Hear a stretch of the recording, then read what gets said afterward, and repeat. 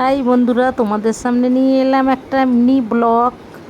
এই দেখো, সকাল সকাল চলে এসেছি তোমাদের সামনে জিলেপি নিয়ে। আর কে কে আমার মতো বাসি জিলেপি খেতে ভালোবাসো অবশ্যই তোমরা জানিয়ে দিও বন্ধুরা। আর তোমাদেরকে অনেক অনেক ভালোবাসা বন্ধুরা। এটা হচ্ছে উল্টো রথের জিলেপি, বুঝলে? আমাদের এখানে কালকের রথ বেরিয়েছিল। এটা হচ্ছে সেই উল্টো রথের জিলেপি। দেখো, ফ্রিজে রেখেছিলাম, তাও খুব মচমচে সুন্দর আছে। ফ্রিজে রাখলে যে জিলেপি এত মচমচে থাকে আমার জানা ছিল না। আগের বছরও রেখেছিলাম, দেখলাম, কিন্তু তার আগে জানতাম যে ফ্রিজে রাখলে ঠান্ডায় মনে হয় জিলিপি মানে নেতিয়ে যায়, কিন্তু না,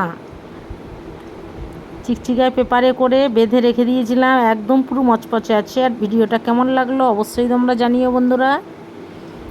আর কে কে বাসি জিলিপি খেতে ভালোবাসো তাও জানিয়ে দিও কমেন্টের মাধ্যমে বন্ধুরা। তোমাদের কমেন্টের অপেক্ষায় রইলাম। আর মিনি ব্লগটা কেমন লাগলো সেটাও তোমরা জানাবে আমাকে।